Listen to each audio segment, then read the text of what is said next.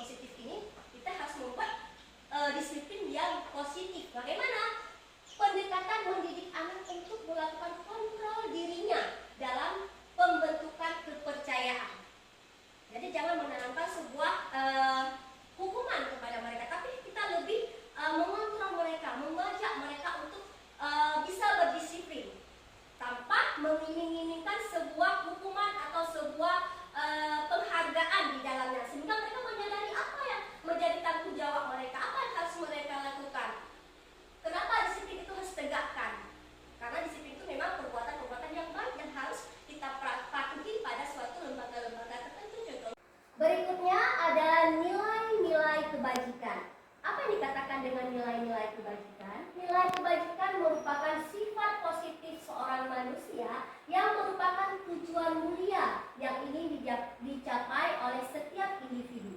Nilai tersebut bersifat universal dan lintasan bahasa, suku bangsa, agama maupun latar belakang dengan mengaitkan nilai-nilai sebagai diyakini. Yang diyakini seseorang, maka motivasi intrinsiknya akan terbangun sehingga menggerakkan motivasi dari dalam untuk mencapai tujuan yang mulia yang diinginkan. Nah, ini menurut Diana Gross. Ya. Kemudian, apa saja nilai-nilai kebajikan itu yang ingin dicapai oleh setiap anak Indonesia? Yang pertama adalah beriman, bertakwa kepada Tuhan Yang Maha Esa dan berakhlak mulia. Nah, ini nilai-nilai kebajikan yang harus tertanam dari setiap peserta didik yang ada di seluruh negara Indonesia. Yang kedua, yaitu nilai mandiri. Siswa harus memiliki nilai yang mandiri, artinya mereka kita bimbing tapi mereka tidak tergantung kepada diri kita. Mereka harus mempunyai rasa mandiri sendiri. Biarkan mereka menumbuhkan diri, menumbuh kembangkan apa yang ada pada diri mereka. Biarkan mereka berkreasi sendiri sesuai dengan bakat dan minat mereka. Berikutnya ada bernalar kritis. Nah, artinya kita harus memancing setiap peserta didik kita, anak-anak didik kita itu untuk berpikir, untuk mengeluarkan gagasan dari setiap yang ada pada mereka. Kemudian kita kembangkan, kita kaitkan dengan pelajaran yang telah kita pelajari. Berikutnya, berkebinekaan global. Artinya bagaimana? Di sini, ketika kita memberi pemahaman kepada siswa kita, jangan berpangku kepada fokus kepada suatu daerah, tapi kita lebih membuka wawasan mereka sehingga mereka lebih mengenal dunianya. Jangan hanya sekedar lingkungan kita saja.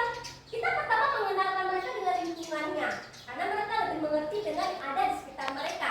Tapi kita perlu mengenalkan kepada mereka yang di luar sana sehingga pengetahuan mereka lebih luas tentunya. Ya. Kemudian bergotong royong. Nah, di sini kita ajarkan kepada mereka bahwa untuk selalu bekerja sama. Karena bekerja sama itu perlu, bahwa kita sebagai manusia itu adalah manusia makhluk yang sosial. Arti sosial ini kita tidak bisa hidup sendiri-sendiri, kita membutuhkan orang lain. Makanya kita perlu kerjasama atau perlu bergotong royong atau perlu saling tolong-menolong. Kemudian yang terakhir adalah kreatif. Nah, di sini kita perlu siswa-siswa yang kreatif. Bagaimana? Dari kitalah akan terlahir anak-anak yang kreatif sesuai dengan minat dan bakat mereka. Makanya dikatakan kita harus menuntun mereka sesuai dengan bakat dan minat yang ada pada diri si anak tersebut. Kemudian berikutnya yaitu kebutuhan dasar manusia. Kebutuhan dasar manusia di sini adalah seluruh tindakan manusia memiliki tujuan tertentu. Semua yang kita lakukan adalah usaha terbaik kita untuk mendapatkan apa yang kita inginkan. Ketika kita mendapatkan apa yang kita inginkan, sebetulnya saat itu kita sedang memenuhi suatu atau lebih dari satu kebutuhan dasar kita. Jadi kebutuhan dasar manusia adalah kebutuhan yang perlu yang ada pada diri kita. Apa saja kebutuhan dasar manusia? Ada 5 kebutuhan dasar yang ada pada diri kita. Yang pertama adalah kebutuhan untuk bertahan hidup. Kemudian ada penguasaan, kesenangan, kasih sayang dan rasa diterima, kemudian kebebasan. Kita lihat apa saja yang termasuk di dalamnya. 5 kebutuhan dasar yang manusia. Yang pertama tadi ada bertahan hidup.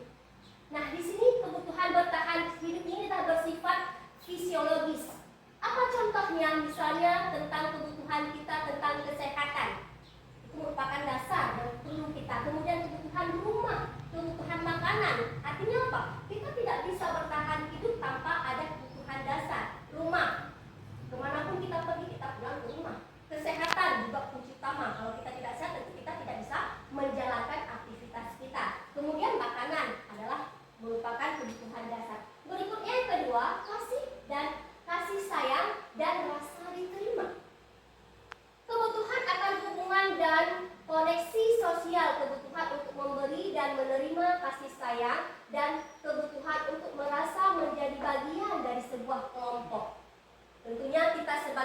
manusia merasa pingin untuk disayangi, pingin untuk diterima dalam sebuah kalangan. Coba bayangkan alangkah sedihnya kita mungkin berada dalam suatu lingkungan, suatu kelompok, tapi kita merasa diasingkan.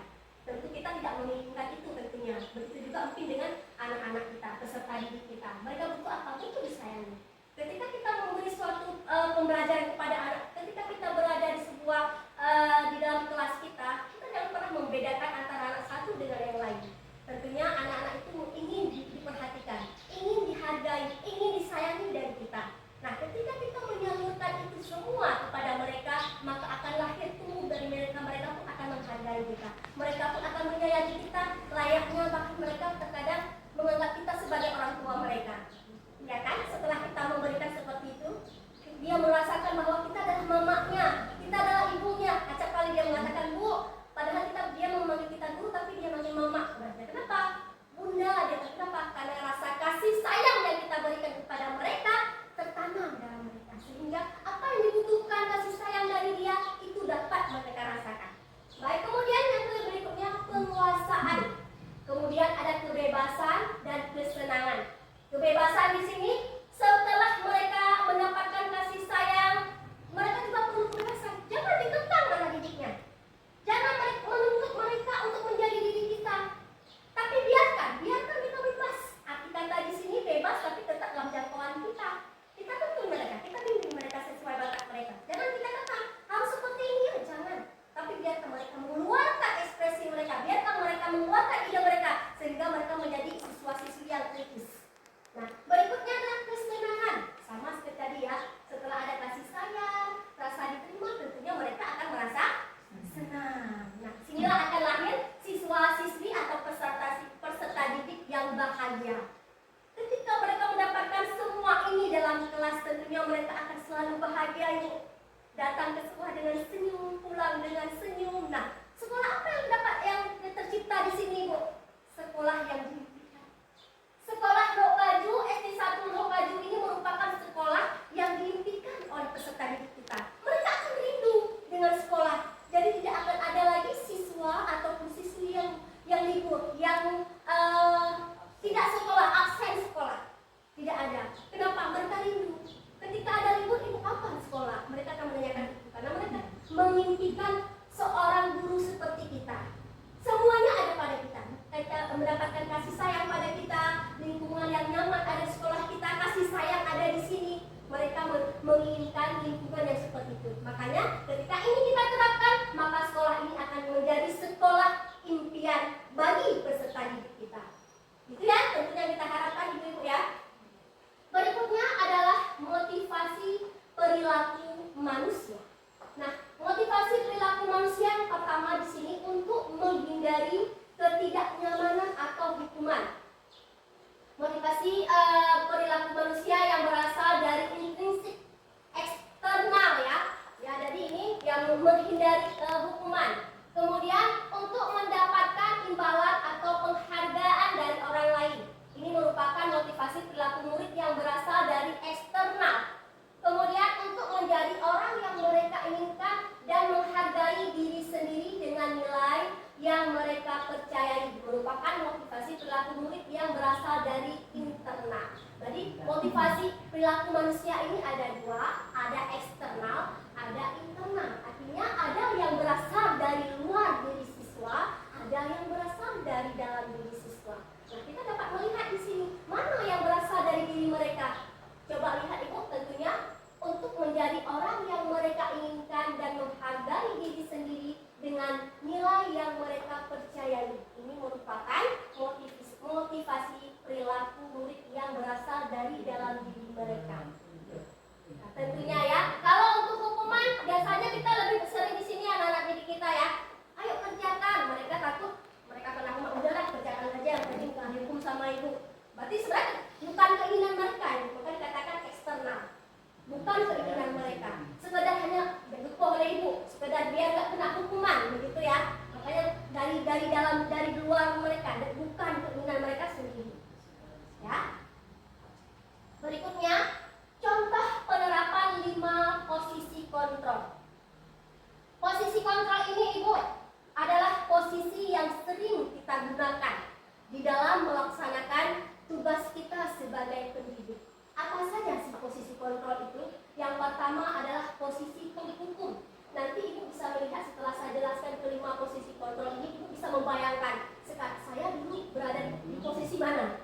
Ya, bisa dilihat nanti. Saya pun seperti itu setelah belajar di sini. Yang pertama posisi penghukum. Bagaimana dikatakan dengan posisi penghukum? Saya mencoba bayangkan. Pernahkah Bapak Ibu itu memberi hukuman kepada peserta didik ketika mereka melakukan sebuah kesalahan? Pernah? Nah, sebenarnya tidak boleh ya. Kita hukuman itu tidak bisa berupa fisik, bisa berupa mental. Mana gambarannya itu? Kalau berupa fisik tentunya pada diri mereka sendiri. Contohnya kita, ayo keliling lapangan 10 kali. Ada yang berupa hukuman yang sebenarnya, ada juga berupa tanggung jawab misalnya ya. Kemudian kalau yang berupa yang fisik, kemudian ada memukul motivasi mereka sendiri. Yaitu misalnya seperti ini. Kenapa nggak buat PR? Sekarang kamu berdiri. Coba kamu masih coba kan? Yang lain semua buat PR. Sebenarnya itu juga merupakan hukuman bagi mereka. Adalah mental mereka yang kita hukum. Ketika kita mengatakan itu kepada mereka, otomatis mereka akan terbayang. Mereka kan malu ya. Ketika kita mengatakan itu, makanya belajar. Kenapa orang yang bisa? Kenapa kamu nggak bisa? Dia akan tumbuh dan pikiran mereka malu. Dia malu, itu juga sebuah hukuman sebenarnya. Ya, yang nanti bisa dibayangkan. Nah, guru yang menerapkan posisi penghukum akan berkata, selalu yang terakhir selesai. Tuh kan? Selalu kamu yang terakhir. Kamu lagi yang telat sekolah. Padahal kita belum beri hukuman. Tanpa kita sadari sebenarnya itu hukuman bagi mereka. Mental mereka yang terhukum. Bukan hanya fisik saja, tapi mental mereka. Siapa yang telat? Kamu aja yang selalu telat. Kenapa orang yang telat? Kenapa kamu selalu tidak mengumpulkan PR? Kenapa kamu selalu? Itu adalah hukuman bagi mereka. Tapi yang kita hukum adalah mental, bukan fisik. Berikutnya yang kedua, pembuat merasa bersalah. Nah, kalau di sini pernah nggak? Kalau mungkin saya sering di sini, Bu. Kita katakan pada siswa, ketika mendapati siswa yang mungkin uring-uringan dalam mengerjakan, nah, kenapa sih nggak buat soal seperti itu? Kulihat kan, nanti ibu juga kena tegur sama kepala sekolah. Kalau kamu seperti ini selalu, nggak sayang sama ibu. Pernah nggak ibu melakukan seperti itu? Pernah? Kalau saya pernah melakukan itu, kamu nggak sayang sama ibu.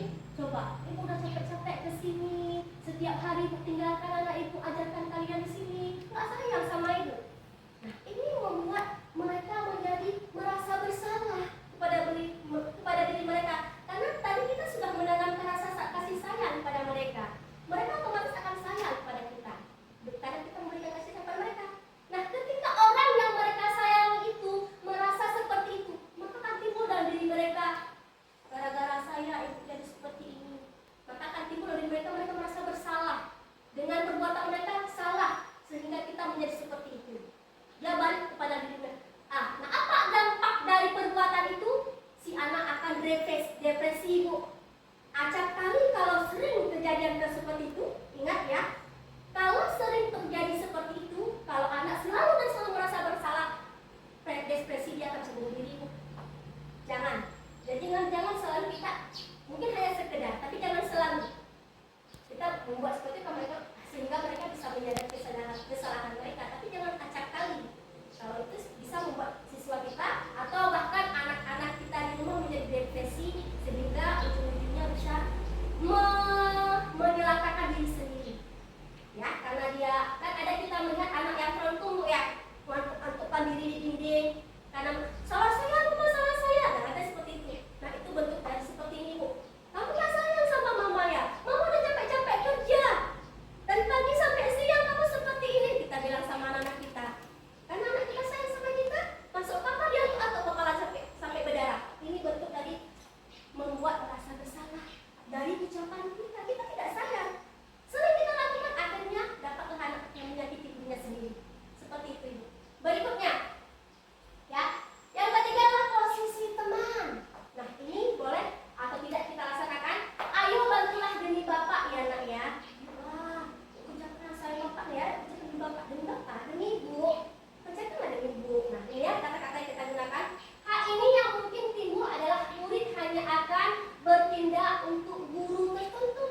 tidak untuk guru yang lain.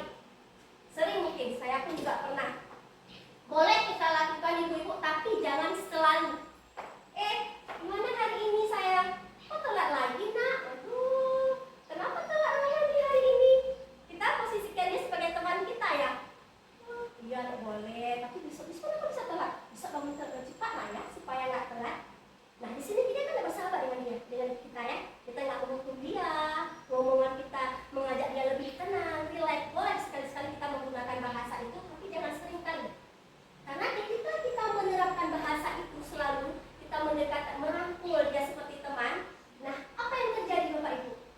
Ketika kadang kita mungkin tidak dapat masuk kelas, ada sesuatu hal kendala, tentu posisi kita diganti oleh guru lain. Sementara anak itu sayang sama kita karena dia menganggap dia teman kita, tempat berbagi mereka. Bu, dia sering cerita mama saya seperti ini, bahkan mereka mengeluh kesah sama kita, saking dekatnya sama anak itu. Nah, posisi itu sebenarnya antara aman dan tidak aman. Ketika kita tidak mengajar pada hari tertentu, akan diganti dengan guru yang lain, apa terjadi? Anak itu akan berkata, bukan ibu saya, dia akan guringan aja kerjakan tugas. Kenapa? Dia lebih sayang sama kita, dia tidak menganggap orang lain. Jadi dia tidak menganggap guru lain selain gurunya sendiri. Karena dia sudah merasa nyaman dengan gurunya, karena diposisikan sebagai teman. Nggak enak lah dengan ibu Marni, nggak enak. Saya mau ibu saya, guru Laili. Saya lebih nyaman sama beliau nggak marah-marah dan sebagainya. Akhirnya apa yang terjadi? Anak-anak tidak mau mendengarkan guru-guru yang lain. Seperti itu ya. Oke, baik, sudah yang ketiga. Yang keempat, posisi kontrol pemantau. Bagaimana dikatakan pemantau? Posisi pemantau berdasarkan pada peraturan-peraturan dan konsekuensi. Pertanyaan yang diajukan oleh seorang pemantau atau guru di sini adalah peraturan apa? Apa yang telah kamu lakukan? Sanksi atau konsekuensi apa? Kita lebih mengontrol siswa. Efeknya lebih tegas. Kamu nggak tahu ini jam berapa? Kamu tahu peraturan sekolah kita? Kita datangnya jam berapa? Sekarang kamu tahu tidak? Ini jam berapa? Ya, seperti itu ya. Nah, ini kata-kata itu yang memposisikan diri kita sebagai pemantau. Kemudian yang berikutnya yang terakhir adalah posisi manajer. Nah, posisi manajer ini bagaimana? Seorang manajer akan berkata, apa yang kita yakini, kembali ke keyakinan kelas. Apakah kamu meyakininya? Jika kamu meyakininya, apa kamu bersedia memperbaikinya? Jika kamu memperbaiki hal ini menunjukkan apa tentang diri kamu?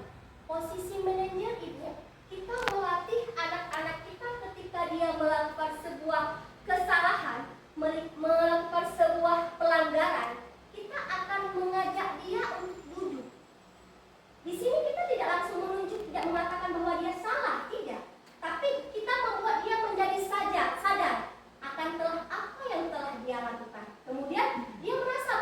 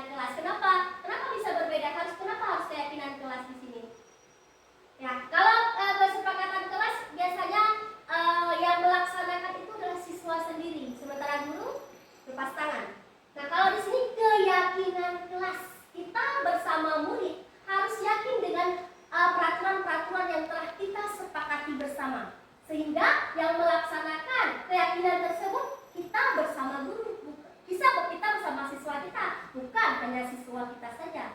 Kalau peraturan kelas mungkin itu sering ditujukan hanya kepada siswanya saja, kepada anak-anaknya saja, sementara kita tidak. Jadi keyakinan kelas kita bersama murid melakukan hal tersebut.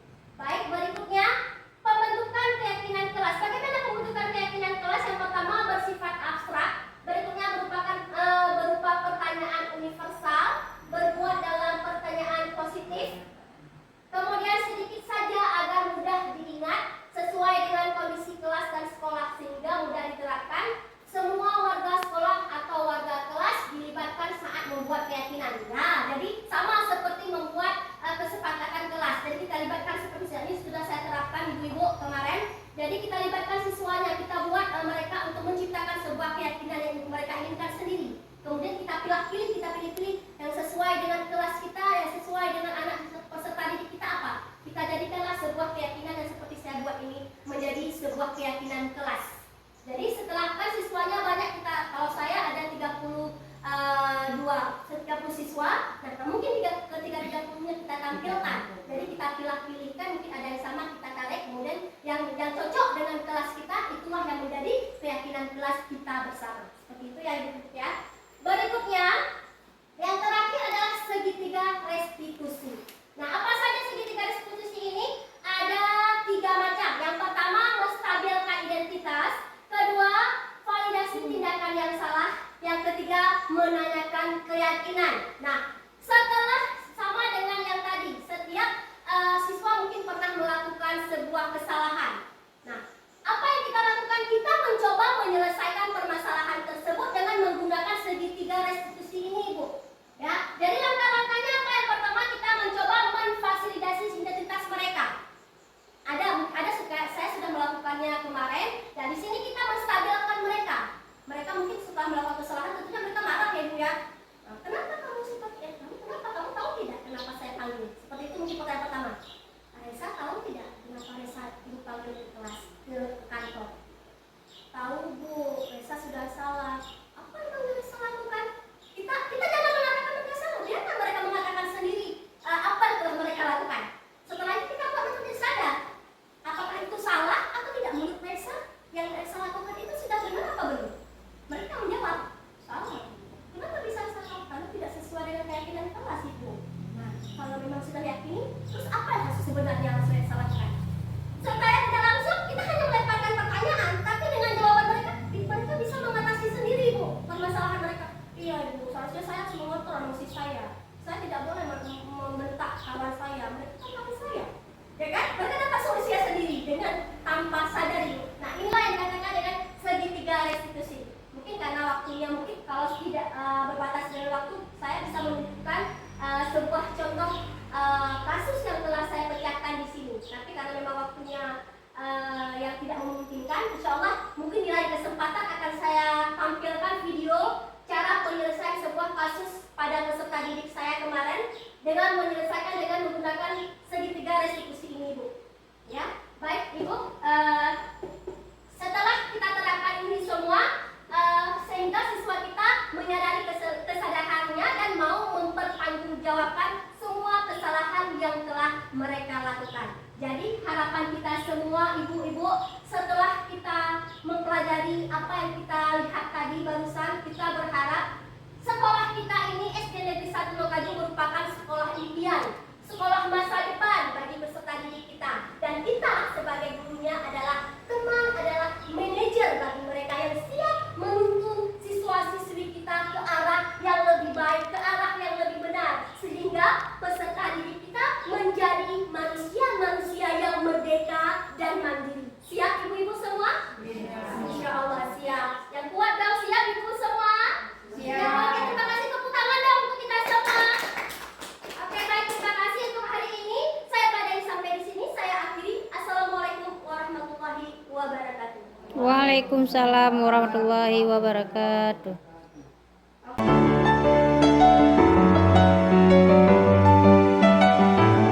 Warahmatullahi wabarakatuh.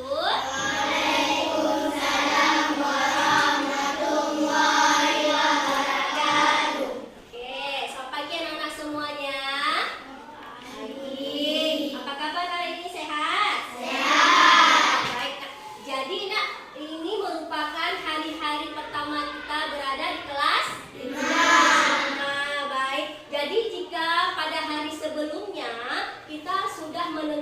siapa saja yang menjadi ketua kelas, wakil, semua lembaga instruktur di kelas kita sudah dapat semua belum?